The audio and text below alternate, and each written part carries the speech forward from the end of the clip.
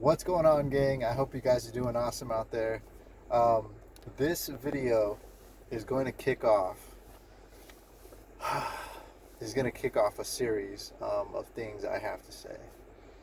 Um, I want to talk about dating after divorce, dating after trauma, dating after depression. I don't know. I'll figure out what the title is, but it's dating after your traumatic divorce and depression, after divorce, depression, and missing your kids. Are some of you dating? I want you to comment down below. Are you dating? Let's kick off the series because there's a lot of you guys and women that are dating. You're dating along with the issues that I've talked about in my earlier videos.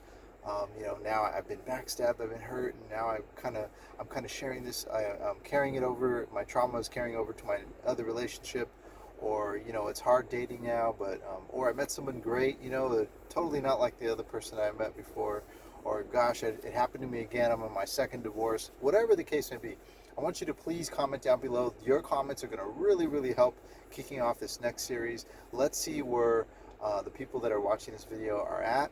Let's see where we can kind of venture off to, and the majority basically rules, and then we'll try to touch all topics that come along with dating and what your experiences are dating after divorce. Um, One of the things I want to talk first off about me, as I do with all the videos, I use myself as a good example.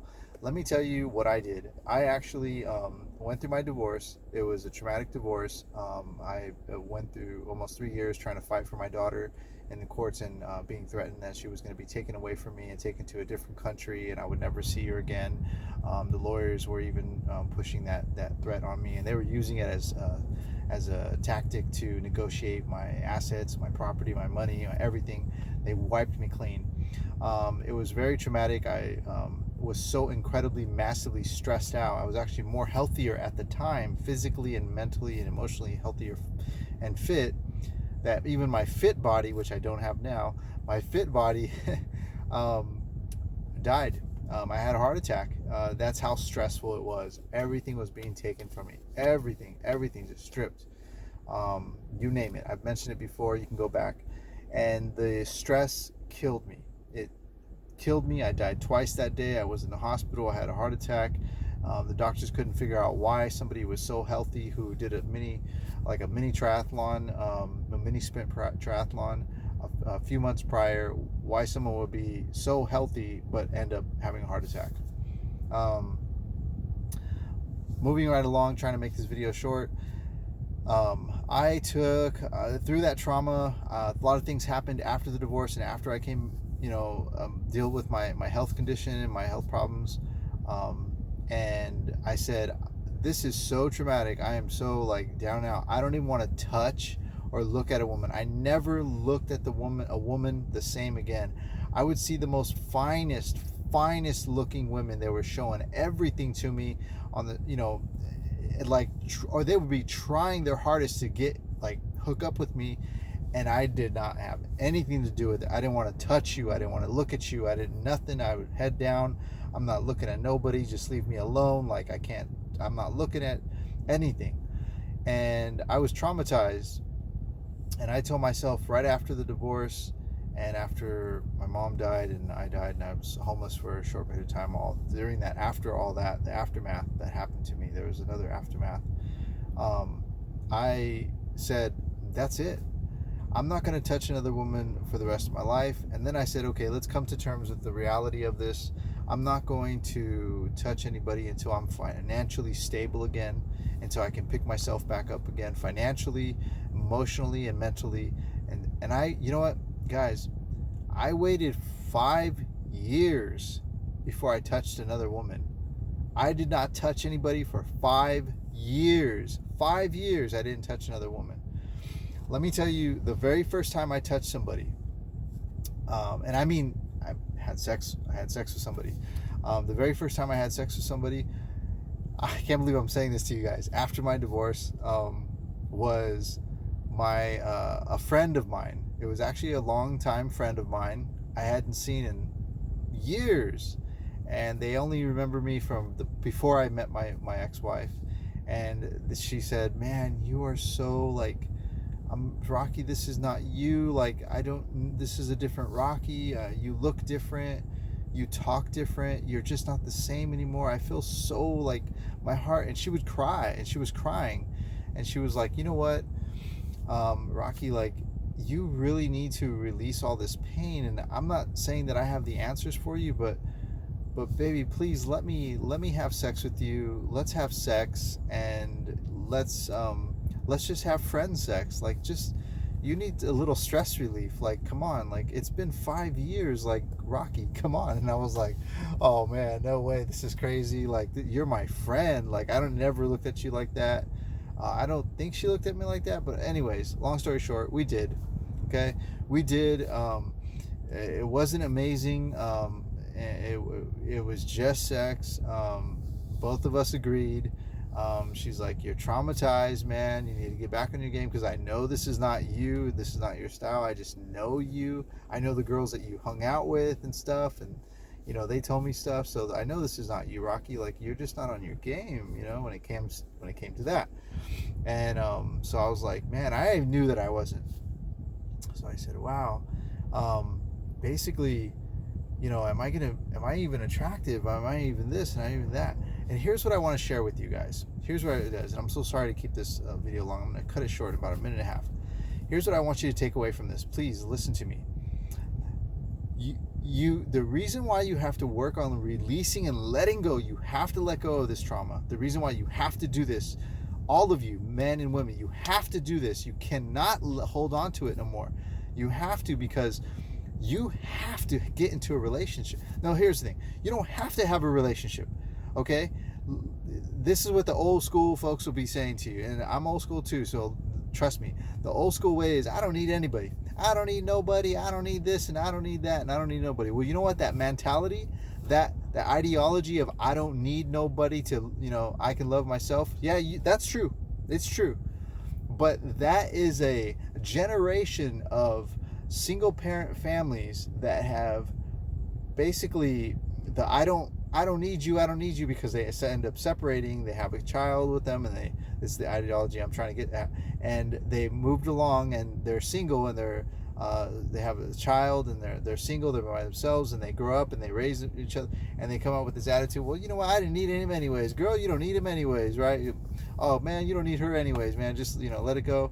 And then you raise these children, this generation of I don't, this generation that grew up in the house listening to that one voice, the only voice that impacted their soul throughout their life of being raised. They were constantly listening to, I don't need you, I don't need that, and you can't treat me this way, and you can't do that to me, and I don't need this, and I don't need that. This is what the voice that they were listening to. And that generation grew up, and guess what that generation grew up to? It's the resist generation. Resist, dominate the government, change everything, this, that. Guys, you know what? Let me tell you something. When we are constantly pushing away connection and bonding and true love, there's a lot of hatred that goes along with, I hate you anyways, trying to leave our partner. The children get raised and they grow up and learning this hatred. They apply this hatred to other things in their lives, like towards the government, towards their job, towards their other partners themselves. It's so important. That needs to stop. Guys, it's okay to love again, okay? And you're just wiser this time, okay? Yes, you've been hurt, but love is so beautiful, man. You have to love again. It's okay to touch another body. It's okay to look at a woman in a way, in a respectful way. It's okay to look at a man in a respectful way and, check out his body and this and that. For I'm talking to both men and women here. And so I want you to understand that don't carry that anger with you in every aspect of your life. And as you move along, part of the growth is looking at somebody and appreciating the beauty within them. Maybe you've gotten closer to a closer interaction with somebody, and let's say you moved along, you guys are talking more. Maybe let me say you moved along and you're in a relationship, and you actually had a sexual encounter with that person, things are going good, your bonding is coming closer, you guys are sharing time with each other. You know what? And it's okay to just really have that really good fucking sex and just, go after it. It's okay to, love somebody again, hard, and it's okay to love somebody gently too. It's okay to, you're in this world of going, of learning a whole new person again. You were in this world over here and it was toxic and it was hurtful and it was painful. You guys loved each other, but you hated each other. You hurt each other, but you cared for each other. And it was just toxic, and then you broke up and you're separated. It's not over for you. Love again. And when you speak of love, when you learn to love maybe differently, you learn a love about yourself differently. You learn to love others differently. Maybe with some more respect, maybe with some more understanding this time, because it wasn't learned for you or for other people around you at that time that you were going through this pain. So when you learn to love again, that learning, that knowledge that we gain emotionally, mentally, it flows out of us. It's things that our children see within us. Our children will see the strength within us. They'll see that there's still love in your heart, and they'll see that you're gentle. They'll see that you're tough with, and you have an iron fist, but with care and love. It's so important for men, especially men, to be that way, to show love and gentleness, but be strong and bold, and show your children what true strength is of a man. And for you women as well too, you can be strong and loving, okay, and powerful. This boss lady you want to be, or this powerful woman you want to be, that's wonderful. I encourage you to. But you don't have to step on the toes of other people or put other people down, like, bash men or be a man basher. You can love again, with respect and honor. It's not about pushing others people down. I'm going to bash my ex-wife or this and that. No, like I've said before, you've heard me. She is a beautiful mom. She's a beautiful woman. I wish her love and peace and happiness. And that's what you do. That's how you lift yourself up. You lift your spirits up. Your vibe is lifted because you are sending love to those that hurt you from the past. You're projecting love to those that are coming to you in the future. And those seeds, those beautiful children, they're learning the love that you is transforming and changing and making a better you. Come on, man. Don't give up on love. Sex is beautiful. Love is wonderful. Do it again, man. Do it again. It's okay. So I want you to comment down below. Let's move this whole series forward.